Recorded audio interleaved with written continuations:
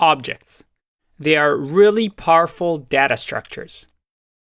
And as you can see, it's the second data structure that we're going to learn in JavaScript. And as a matter of fact, they're also a JavaScript type. Objects are collections of property. Well, what does that mean? Let's take a look by trying to write an object. So to write an object, I can have something like a user and curly brackets. And within this, we can say name equals John. I can say age is 34. Hobby is soccer. And maybe we can even put is married to false. And the comma at the end here, I can leave it off or add it. It works both ways. But now, if I save this and refresh, let's see if we have the user object. Yep, looks like we have name John, age 34, hobby soccer, is married, false. And you see over here that we have an object. And it looks a little bit different from an array, doesn't it? Because if we remember, an array looked like this. Apple, banana, orange. So an array, if we refresh, we have user that looks like this and a list that looks like this. If I open this up, we see that we have a bit of a difference because an object is more dynamic. I can have properties and value. So property name, value John. Property age, value 34. With an array, we had an index 0, which held apple, and an index 1, which held banana. Interesting. Okay, but how do I grab properties? Because with an array, I could do list, grab the second element with 1, and I got banana. Well, with objects, what you can do is you can say user.name, John, user.age, 34, user.hobby, soccer, and user.is married, false. Okay, now with an array, we had methods like pop or push to change the array. We even had concat. How can we add properties to an object? Well, very simple. All we have to do is say something like user dot favorite food, and I'll do equals, and I'll do spinach. Now, if I look at the user object, I have favorite food, spinach. So we've just expanded the user object. What about this? Can I change to is married to true? Let's say our friend John over here just got married. Well, now if I go to user, I have is married to true. Very cool. So you see the difference there between an array and an object. Now, one question you might be having is, why isn't an array a JavaScript type, but object is?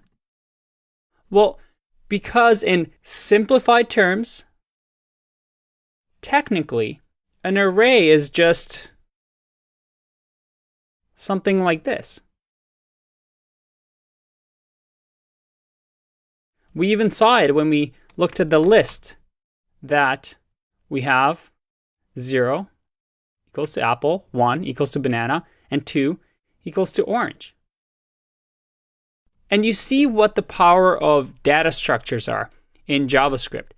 That idea of a desk drawer. And in that drawer, You don't want to have a mess. You don't want to just put one thing. You want to have multiple things, but you want them organized.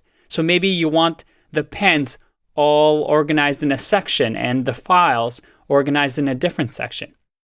And as I mentioned, data structures help us organize things better.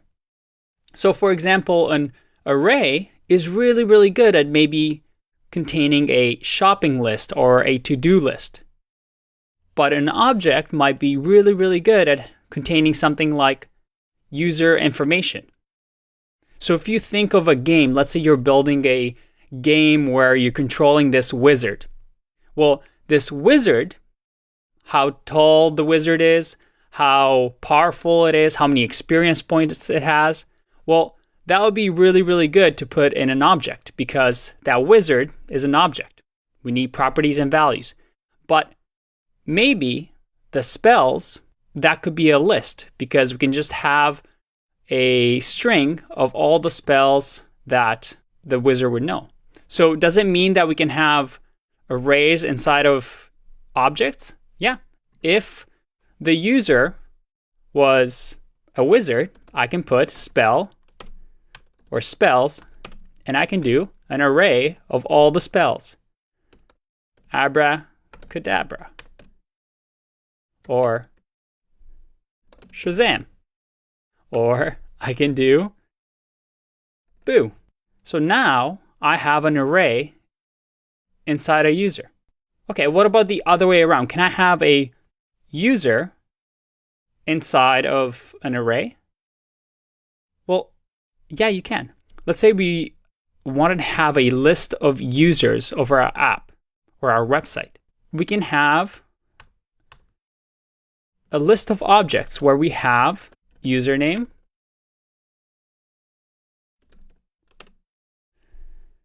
Andy, who has password, secret. And we can have username Jess that has the password 123. Let's see this in action. I'm going to refresh and say list. And look at that. Within this list, I have the first item with username and password, and the second item, username and password. So lists are really, really good at, well, making lists, and those are arrays. And objects are really, really good at containing objects. But how do we access them now? Well, let's look at the user first. If I wanted to access a spell, well, I could do user.spells, and I'll get an array back. But if I wanted to, let's say, access Shazam, well, I would just do user.spells, and then because it's an array, I'll get the second item by using one, Shazam. The other way around, for the list, I can say list the first item, which is Andy, and I want to get his password. Well, I'll do password. And now I get, well, Andy misspelled his password. It's supposed to say secret, but we get secret. So that's how you access things. Okay, one other question that I have. What if I wanted to say that this user, John, who's a wizard, also can shout? Maybe it can do some sort of an action. Can we add a function to an object? Yeah, we can.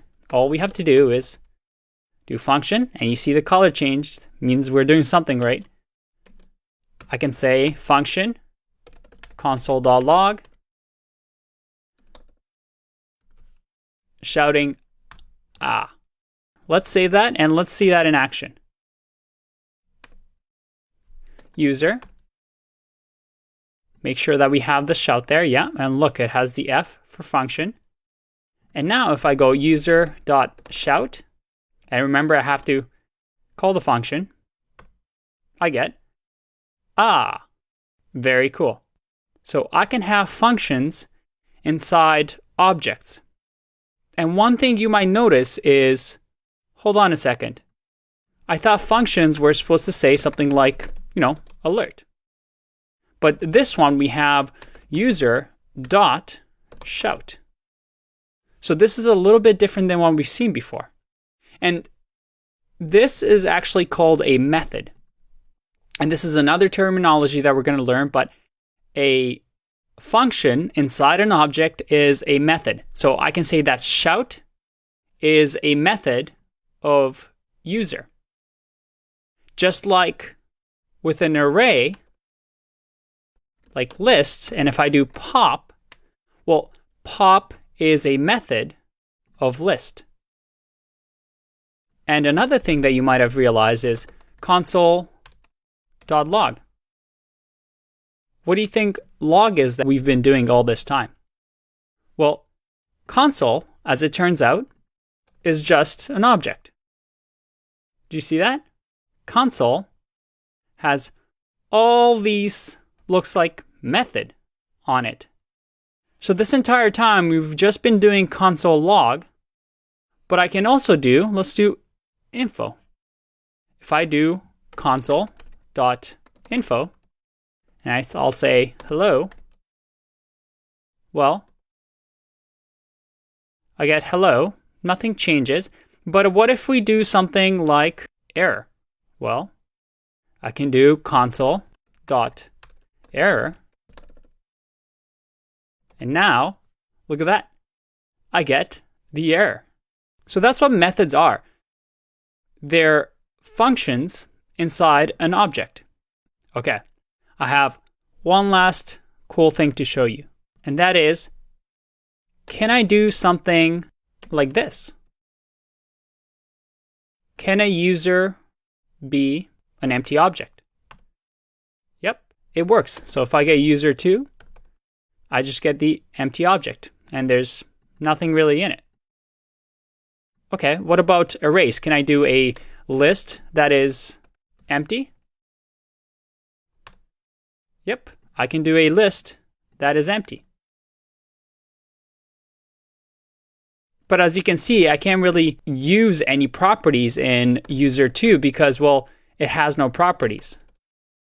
And I can't really access list0 or list20, which is the empty one, well, because there's nothing in it right now. So this reminds us of when we don't declare a variable, we get undefined. But with an object and a list, we can have something empty and it's not undefined. But there is one thing I want to show you. There can be an empty object. So if I do var empty object, well, it's an empty object, but there is something called null. And that is our 6th data type. And null is a special type that just says that an object is null. So let's see what that means. If I look at empty object, I get an empty object. If I get a null object, it returns null. So this is a special character that we'll get into later on in the lessons, but it just means that there is nothing in this object. If I go null object dot name equals Andy, I can't set property name of null. But if I do that for an empty object, which is just an empty object, well, I can say name equals Andy, and look, I have Andy. So that's what a null object is. It is empty, completely empty, and well, right now it kind of looks useless, like we don't need it, but I'll show you cases where this is important for us. Okay, that was a whole lot of stuff, but you've actually learned so much in JavaScript. This is pretty much, I would say, 80% of what you need to know in JavaScript to work professionally. And it sounds like we didn't cover that much, or maybe to some it may feel like we covered a lot, but in terms of syntax, just looking at this, we've only learned a few words and a few ways of doing things. With this newfound power, I'm going to show you how we can build a simple Facebook with what we just learned. I'll see you in the next video. Bye-bye.